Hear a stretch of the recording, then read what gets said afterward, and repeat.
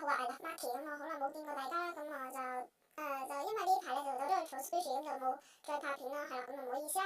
咁我今集咧就係嚟想同大家唱一唱呢一個咩 Kitty Kitty 啦，係啦，咁佢 sell 嗰啲小學雞啦，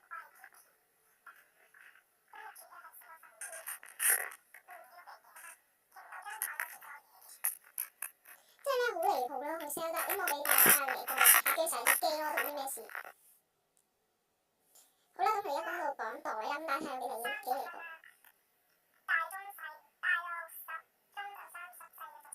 莫言話大60蚊，大一個60蚊啊！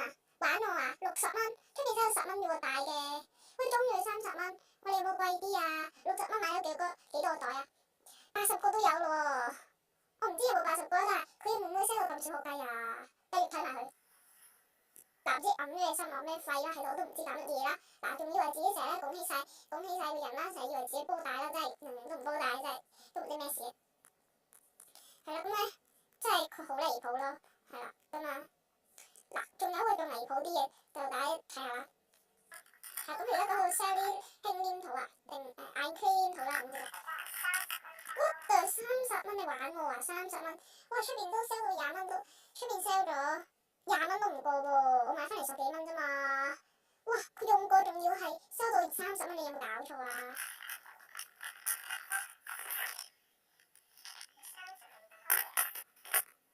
即係小學雞唔好學人哋 sell 嘢啦。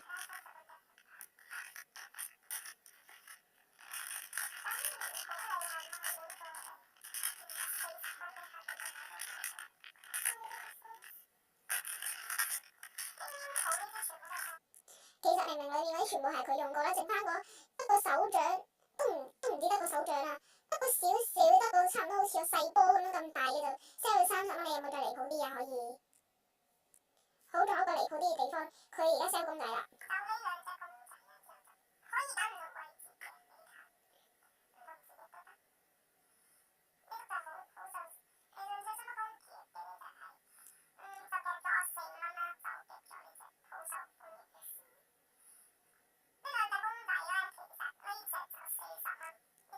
好，大家都聽到嗰篤屎啊，即係佢稱為嗰篤屎啊，我都唔知啊，總之係嗰篤屎啦。佢用4蚊夾咗翻嚟，但係而家收翻40蚊，你有冇搞錯啊？哇，真係太離譜咯佢。好啦，咁詳情大家去翻